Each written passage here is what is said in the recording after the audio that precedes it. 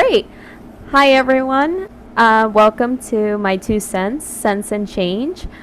Of course, I am your host, Anna. And wow, now that I think about it, it's been too long that I have not spoken or even interviewed someone. So I'm actually very enthusiastic about like this new guest that I have.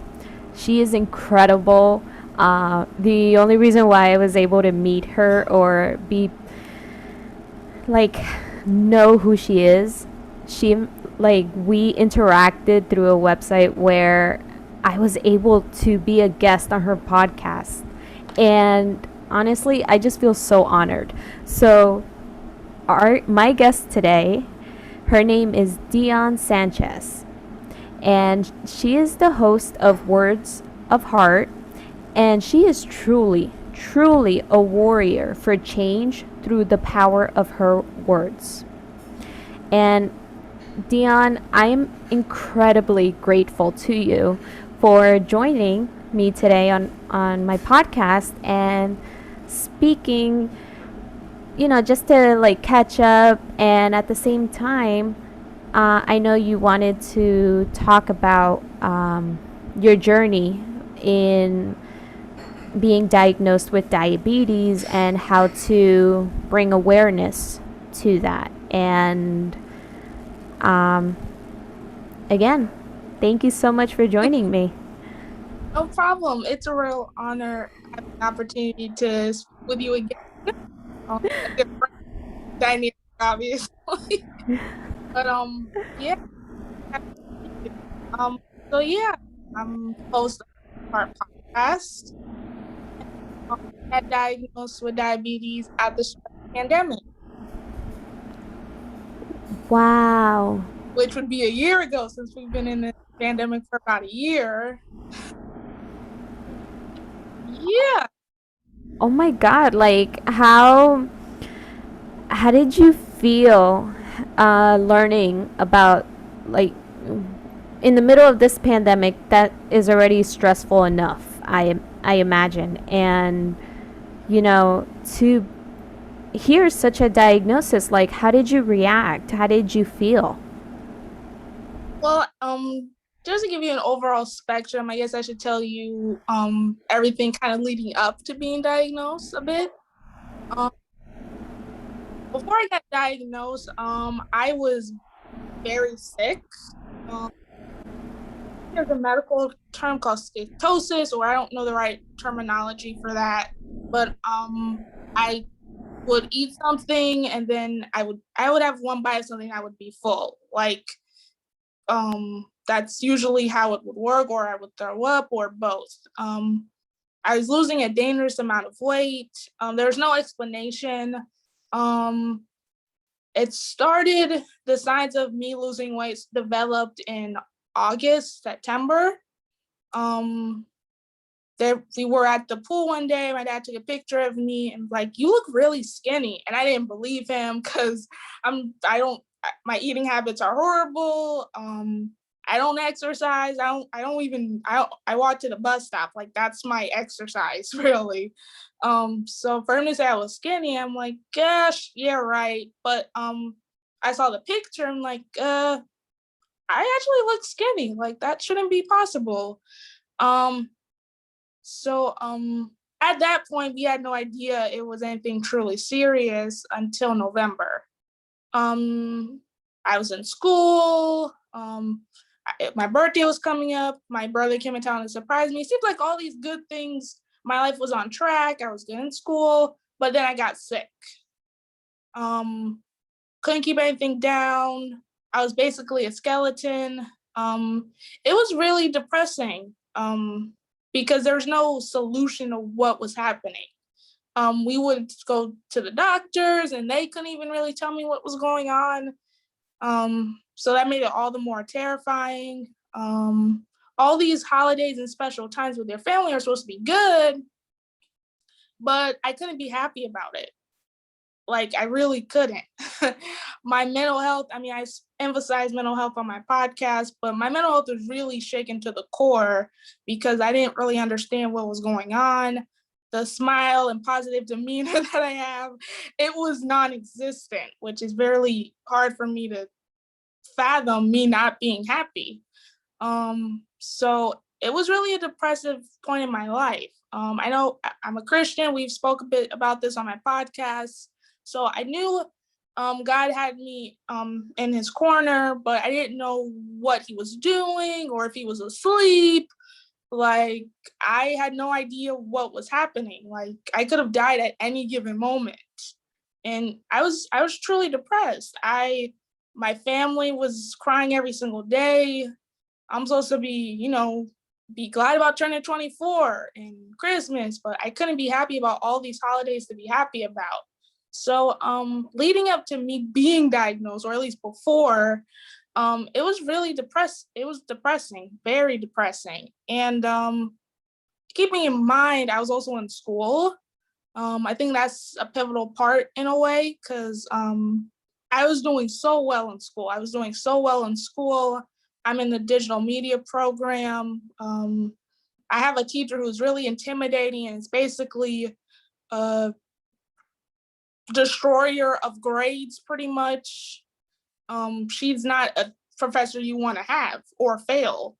There was another class I had to retake, so I was in a interesting predicament where I really could not fail because I've worked so hard. But I was sick, so it's not like I could use my mind to not be sick. So by some miracle, I was able to pass my classes somehow, even though I was sick. I can't begin to tell you how that would work, but I was a good student. I never was absent. So I took advantage of my absent sick days. So, and I think this was like the last few weeks of classes too when I got sick, which is so, if you're a college student, it's so problematic to have anything go wrong when it's your last few weeks of classes. So, fast forward to January. This is 2020, the year we all want to forget about. There was still no explanation to what was happening to me. My family was going back and forth about what was the best option for me. Hospitals are expensive, so is this really necessary for her to go to the hospital? It was January 7th or the day before January 8th or leading up to that week. I was feeling relatively normal. Like, okay, maybe this was a stomach bug. Maybe I'm okay. That night, my family's mentality was, we need to make sure she eats as much fattening food as possible, because obviously my body was like eating itself from the inside out. So there was no nutrients in my system. So let's just load her up with a bunch of carbs as soon as possible. So my dad had like this protein shake, but mixed it with ice cream, which was pretty good to a degree. I mean, I'm not a protein shake person, but I was sick, so I was willing to do anything to help myself get better. So I had this little ice cream protein shake. I tried chugging it as much as possible because, again, my body had no food in its system pretty much. So I was chugging it. It was like 10 o'clock at night. I stopped drinking it because I was starting to feel a little sick. So maybe I'm just inhaling it too much. Let me let it rest in my system. That was 10 o'clock at night. It was 1:30 a.m. and I threw up twice. My dad told me if I were to throw up again, that I would need to go to the hospital. So I cried for a good hour after that because, like, what is happening to me? Like, I thought I was feeling fine. So fast forward, this was 2 o'clock in the morning, everyone's asleep. 2 o'clock in the morning, I woke up my dad. He had work the next day, so okay, let me stay up and remind him, hey, I threw up. Can we just go to the hospital already? But I fell asleep. Then 10 a.m. Wednesday morning, I woke up and my sister took me to the hospital. She just happened to work there, so it was pretty easy to get seen right away, kind of. But they ran a bunch of tests. I'm used to weighing about 125 pounds. I mean, I know females, we're not supposed to talk about our weight and our ages, but I'm just gonna be real. I'm used to weighing about 125 pounds, and I was 90 pounds when I was admitted to that hospital. Quite frankly, I'm sure it would have been less if I hadn't been admitted when I was. So about 90 pounds, my blood sugar was about 400. That's like a death sentence in the diabetic community to have your Oh blood my sugar. God. Um, so they did a bunch of tests, and they told me, I think it was the next day, January 8th, January 9th, around there. Okay, Dionne, you have diabetes. I hooked up to a bunch of machines. It was still a lot for me to process. I didn't see it as a negative. Many people would have saw it as a negative and a curse because we kind of touched a bit about this on my podcast as well, how I had many health deficiencies growing up. For starters, I couldn't hear or talk for the first 2 years of my life. So you would think, as far as health issues go, I would have had my fair share of them growing up, and into my adulthood, that would have been, put on pause. So getting this news wasn't that big of a surprise to me, but was a surprise to my family considering how much I went through growing up. So I was in the hospital for about a week. The pandemic obviously had gotten progressively worse. Nothing was on lockdown yet, but it was still pretty bad and continues to be bad. So I was in the hospital for about a week. I didn't share the news with anyone. I saw what happened to me as a blessing. That's like probably the first thing that came out of my mouth. Because I could have died. I was on the brink of death. To quote some scripture a bit, my spirit was literally broken like Jesus Christ's spirit was broken on that cross. But God resurrected me from the dead, just like he did with his son Jesus. I don't quote scripture that often, but I think that's the most descriptive terminology and metaphor I can give, because it was truly devastating. And God's love literally did save me. Like, there's no other way I could have survived that or witnessed 2020, which everyone wants to hate 2020, but I can't do that. I wish I could. I wish I could be like, man, this year sucked. But I can't do that because I wouldn't be alive. I wouldn't be here. So I took that particular situation that happened to me as God's way of giving my life more purpose. It was still hard for my family to process this. Like, how can she do this? How can she inject herself every day? But it's really because I had no choice. It's simply not being here is the only other option, which I don't want that. So this was a lot for me to process. Obviously, school was coming up.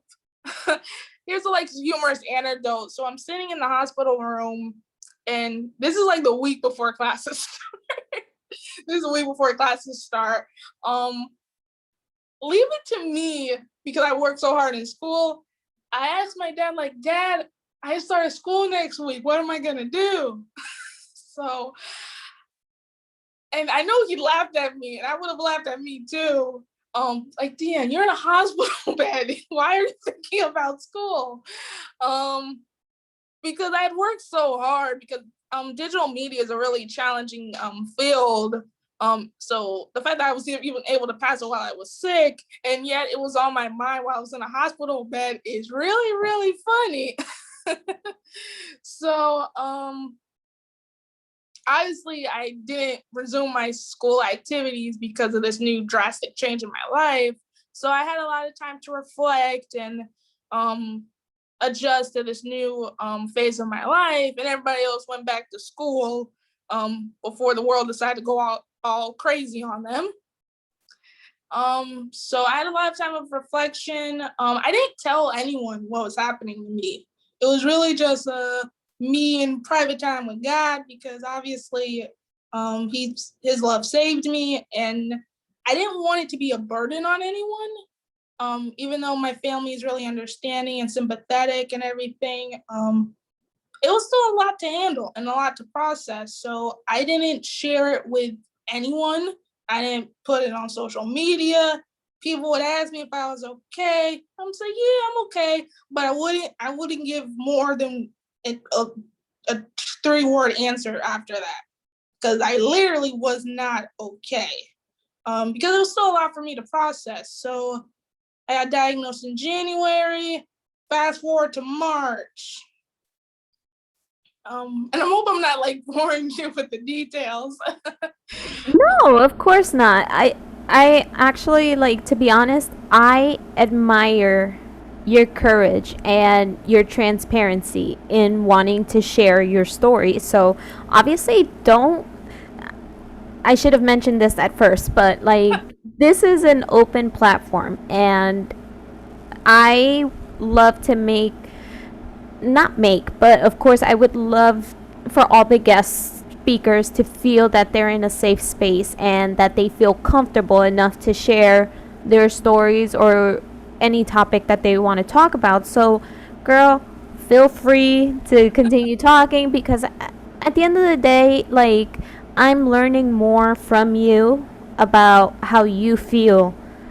Like, after being diagnosed with diabetes and how how time consuming it could be, and at the same time, not many people understand how much of a drastic change you have to make, and for you to explain that to us, girl, I'm willing to hear you like for hours, but of course, I gotta be considerate of like the audience time too, but you go ahead. Okay. I'm getting to the overall spectrum pretty closely. March came. I was finally feeling like myself again. Keep in mind there was like no history of diabetes on either side of my family. The only person I really knew anything about diabetes was my best friend Sandra. We've been friends since we were like 5 or 6, so she was a real rock star in helping me with this new phase and checking in on me. Many people think you just can't eat anything sweet, and that's not entirely true. You can have some sort of sugars and carbs, but it has to be in moderation. So you still have that health food regimen of eating things in moderation. You just have to take more moderation into consideration when you're diabetic, because you have to have the right amount of sugars, or it's about balance, because too much could, obviously you can wind up in the hospital like I did. But again, I didn't know I was a diabetic person. So March, I feel like me again. I'm comfortable to share that, hey, I'm diabetic now, I'm still alive, type of thing. I went out once. I remember this clearly. It was my first time going out since I got the news. Keep in mind, month beforehand, I could have died. I got diagnosed. We're in a pandemic. A lot of things are happening in the world. So I go out once. It was a birthday party. I was still really on edge because obviously it's not like I can have cake. If I did have cake, it would have to be a really small portion, like an ant size, a minuscule, like a dot, like literally a dot. If there's even cakes that size, which there really isn't. So I went out once and then bam, we're on lockdown. So considering this news, I didn't talk to anyone. So I basically social distance before that was even a thing. So I started that trend before it was even a trend, pretty much. Because even when I would go out, like the first time I went out, when I got the news, my blood sugar was sky high. So I'm like, I don't think I want to go out if my blood sugar is this high. So to go from being isolated with the news to now being myself again, going out, and then bam, I have no choice but to be isolated was really, really difficult for me. But luckily through technology and Zoom, keep in mind I was still newly diabetic, so this news was still a lot for me to process, and I needed that community and that fellowship to help me stay me. So Zoom was a real key component of helping me with that through this young adult ministry that I'm a part of called My Local in Florida. So technology was really helpful in helping me maintain that sense of community. But as far as the virus goes, many people obviously have responded differently with this, and it's been really devastating. For myself personally, I was probably more terrified than a normal person would be, because I'm part of that factor that and we didn't have the vaccine yet at this point, I'm part of that factor that if I get the virus, my chances of survival are a lot lower than a typical person because I have so many health deficiencies on diabetic, low immune system. The virus will knock me out cold. So the sheer thought of that and that I'm part of that factor is very terrifying because I already was on the brink of death. Do I really want to wind up in this hospital and die again? Because there was no solution to this virus at this point. They weren't even close. So when it came to like quarantining and social distancing and everything, I took it very, very seriously. Who knows? I may have even lost friends in the process because of it, or some friends might still be mad at me because we've been going through this for a year. But like I don't want to die. I don't want to experience death again. That's not something I ever want to experience. So fast forward to now, we've been going through this for about a year. I've been diabetic for a year. I'm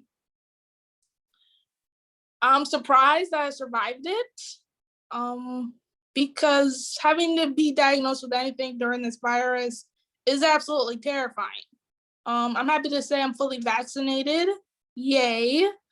So I don't have to worry as much because I'm part of that safeness factor at least.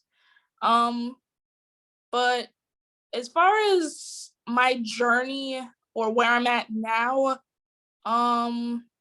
many people would say, "Oh, I'm so sorry for you," or take pity when they find out you're diabetic. But I don't feel sorry for me. Don't feel bad for me, because if I hadn't been diagnosed, I wouldn't have been here. I'm still me. I'm being diabetic, or at least in my world, I'm sure many people experience this news in their own way. It was God's way of giving my life more purpose, as I eloquently put it a second ago. Not just that, but my whole perspective and how I exercise and manage my foods, and it's pretty much changed everything. I exercise, I go to the gym. That's not something I would normally do. It launched my podcast essentially because it was through that particular diagnosis that God had called me to be a warrior for change. But I wasn't exactly sure how he wanted me to do that yet, because the only words I've ever had experience with is spoken word videos. So if I hadn't been diagnosed with diabetes, then I wouldn't be here. My podcast would have launched, and I wouldn't be continuing to help people through my platform to get through this unfortunate season a lot easier, to remind them that they are never alone. So having diabetes and all those experiences that came with that is like shaped me into who I am right now. Wow, Dionne. Like, honestly, I feel like I cannot follow through with and like continue on the podcast because like anything I would say is like, what did Anna even say? No, but honestly, I admire your courage, your bravery, and overall your faith in sharing this. I mean, I wanted to share just a few statistics for the audience because I also have my grandmother who was also diagnosed with diabetes, and you know, young, old, or middle age, it still affects anyone. And of course, to have your perspective as the younger generation, you know, it's impactful because sometimes we don't take it seriously as it needs to be, Right. right? And I mentioned this quite a few times. You really don't know your body as well as you think you do. So the fact that people think, no, man, this virus ain't gonna kill me. I'm strong. I'm the Rock.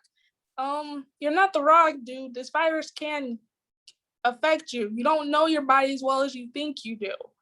I thought I knew my body. Hello, I was wrong. So,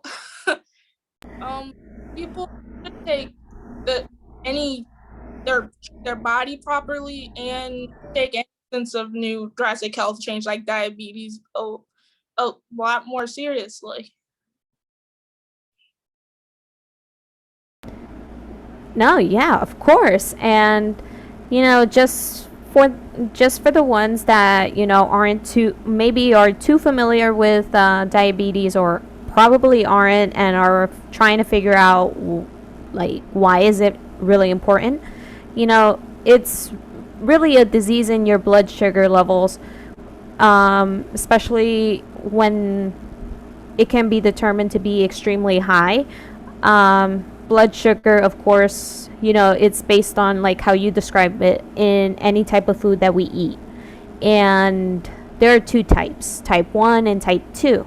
And of course, like, don't, no pressure if you want to tell us like which type you were diagnosed with, but both of them, I assume, correct me if I'm wrong, both types have to deal with not enough insulin being processed in the body, so you have to take the insulin shots depending on like which type you have, correct? That sounds about right. As far as what type I have, keep in mind I've been going through this for about a year. I was never diagnosed with which type I have. I was supposed to, but again, this was a huge drastic change. We had to get all different types of doctors. Keep in mind, when you're diabetic, your health is a lot more of a priority because this is a new condition and it affects all components of your body. It affects your vision, it affects your feet, it affects mental, physical, it affects every body related function or mind. So you have to get checkups for everything. It affects your teeth and everything. So we have to look for all different types of doctors and a specialized diabetes doctor for that. But just to answer your question, so I'm not rambling, I was I never got diagnosed with which specific type I have. That wasn't a massive priority at the time. It was just me figuring out, hey, I'm diabetic, so let me figure out how to go about doing this and staying alive. Insulin is obviously important, and in my case, I am dependent on insulin. For now, from my appointments, I've been treating it, or they've been treating it, as if I have type 1. That seems to be the regimen everybody seems to want to go with at the moment. I'm sure once I have another appointment, because you have to do these checkups pretty regularly. Once I have another appointment, I'll figure out a way to figure out what specific type I have. But it does depend on which type you have. for me, type 1s are insulin dependent, or it's hard for me to fully describe it, but insulin does play a factor depending on which diabetes you have. So Understood. And I think that like pretty much solidifies the statistics that were mentioned. And of course, it's actually very important to know the numbers as well. Like, I mean, I know you've just been diagnosed for a year, and this data just based on a year is for me mind-boggling because in the last year 24.2 million Americans were diagnosed with diabetes. However, only 26.8 were diagnosed, but then the 7.3 million remained undiagnosed. So that for me is a little concerning, especially like then again, if it's very concerning, but at the same time, you know, we're going through a global pandemic, and of course, you know, were we able to have all the technology or all the resources necessary to, you know, count or supply people for their, you know, immunocompromised systems, when in reality everyone was suffering the same thing. And you know, just keeping in mind that every year there's at least 1.5 million diagnosed with diabetes as well. And I don't consider your story a statistic. I consider your story worth telling, especially as humans that we are. You know, if we're here based on our trials and tribulations, whatever we've been through in our lives, and we're able to talk about it now, I think, like you said, you know, it was a way of God demonstrating to us that we're still here to not even fight a battle, but to continue on a path that's filled with purpose. And you know, again, that's what this podcast was you know, formed, because sometimes there are so many podcasts out there that exist at least for at least one subject or one skill set, and you know, I feel like everybody just needs to be heard. I mean, and to be able to like share this and be able to know you and hear your story, it's, for me, it's inspirational. It's inspirational because, girl, you're here for a reason, and I'm so glad you're still here, because a lot of people need to hear your story to understand just how much of a predicament we were all in last year. And of course, we never knew like what type of battle somebody was fighting, or whether or not, you know, they just felt aggravated being quarantined, or how many jobs were affected. Sure, we all suffered as a country, but spiritually and mentally, were we at the same capacity with each other? And I think that's the great thing about like last year, between last year and the beginning of this year, where you and I communicated, and we were able to share our stories. And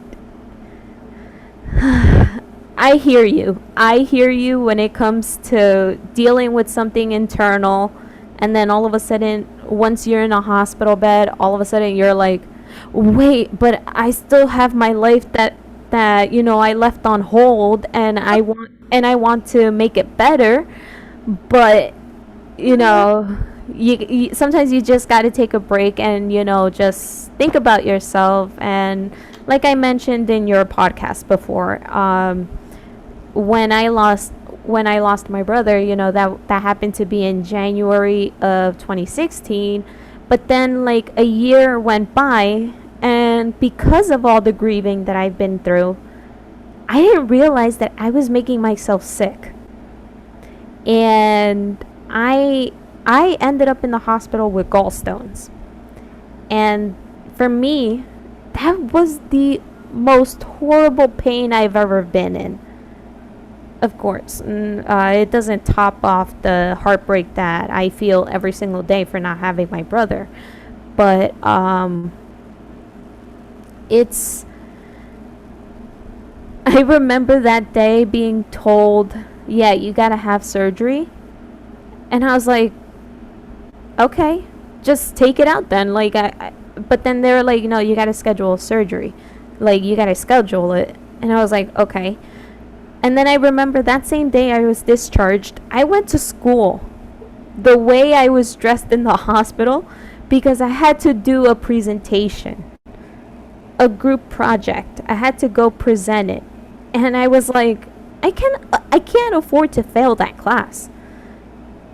And it was an econ class. So I feel your pain.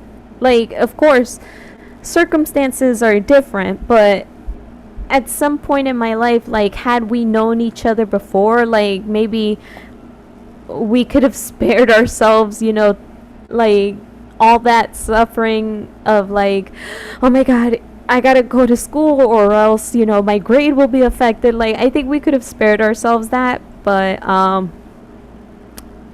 think it's those type of life lessons that really get us through and really, shape us into who we are now.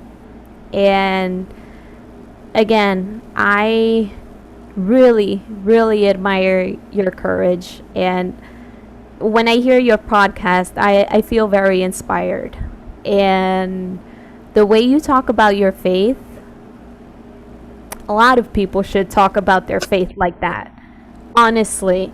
And this is, again, this platform is for all subjects, for all topics related, anything.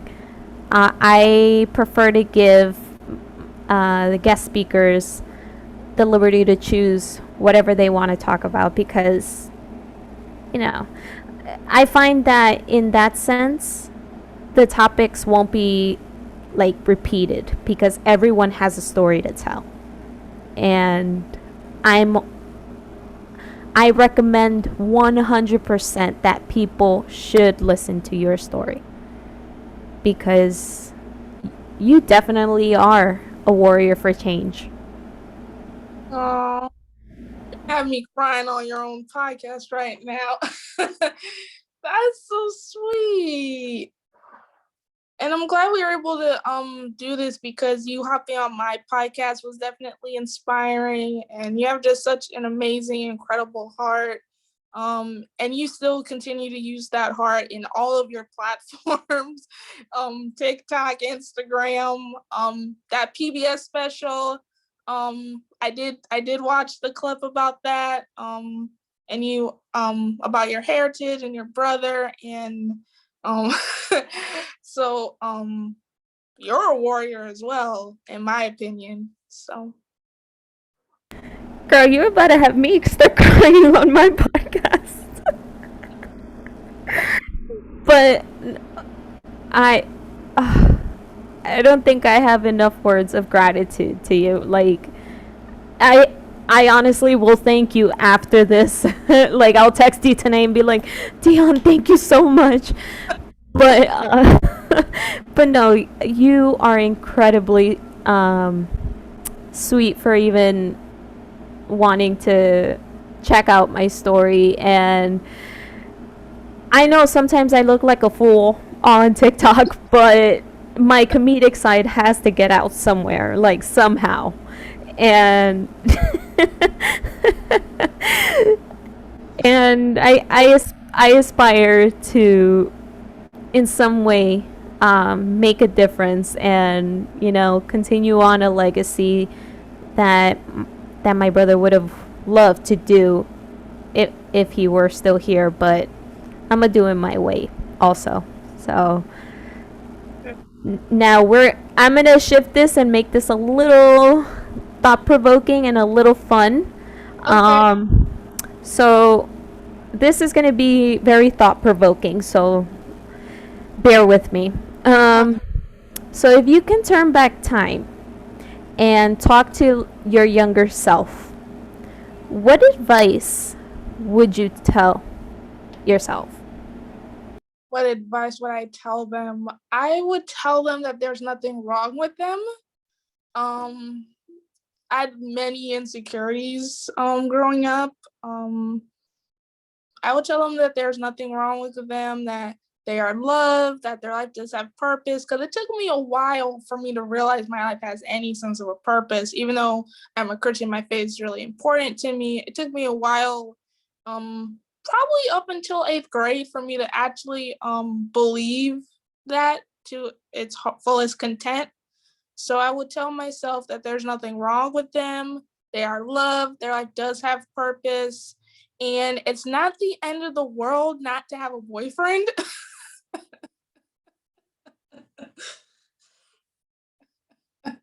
So, I would second that too. Let me stop. I'm not gonna continue. Go on. I'm sorry. no, that's my deep provoking.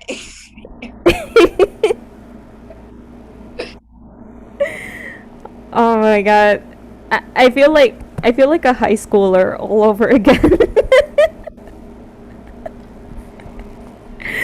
Oh my god. Okay, so here's another question. What is the best compliment you have ever received? Look, this is where I have to think now. The best compliment I've ever received. Oh, okay. I know what I can say because another podcaster said this to me the other day because I release my episodes nonstop. He said I was the Tupac of podcasting with my work ethic. I think that's probably the biggest compliment I've received as far as podcasting goes. Because he's a really incredible podcaster. Like, he's really dope. If anything, he should be the Tupac of podcasting. So the fact that he's comparing my work ethic to a really well-known rapper, which I'm already a bit of a fan of a little bit, is pretty awesome and inspiring that he thinks my podcast is on that particular level. So I have to say that's the biggest compliment I've received. And that was really recently. I would actually hype up that person who gave you that compliment and be like, yes, 100%. And all right, last question. Picture this moment. You like now that things are slowly coming like back to normal. Um let's say you go out and they bring you up to sing karaoke. What song would you sing? I gotta admit, I did not know where that question was going.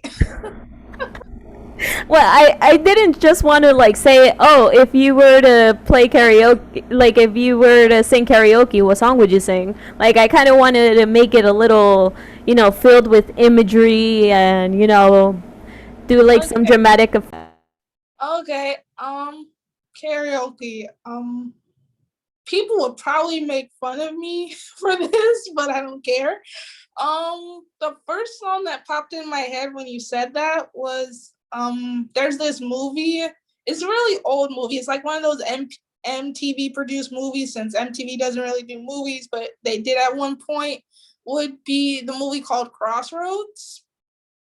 It has Britney Spears, Zoe Zeldana, another girl whose name I don't even know. I think it's Taryn Manning. Yes, they went on a road trip because she wanted to be a singer or get a record deal and everything, and they go to the bar and they're like a karaoke machine and they sing rock and roll. I would sing their version of the song. I love it. Oh my god. I feel like it's been so long since I've seen Crossroads, but that's a great song. That's a great song. And you know what? I love to rock and roll. So, Dionne, thank you. Thank you for your leadership, your inspiration, literally your wisdom, and honestly, knowing that your podcast, Words of Heart, honestly, I don't think you could have come up with a better title. That I think the words, if you were to literally tell me a recipe of your favorite food, I would genuinely think that you're saying it with love, generosity, and kindness. So I applaud you. I respect you. And to all the viewers and the audience, as I'm so accustomed to say, but I'm going to start calling them viewers, because this is not going to be live anymore. This will be all pre-recorded. And again, Dionne, I thank you so much. Thank you for accepting my invitation to join my podcast. You are amazing, and please know, anything, if you want to collaborate together in the future, we'll do it. And to all the viewers, thank you so much for tuning in. I know I've been gone for months now, but we're going to come back stronger than ever.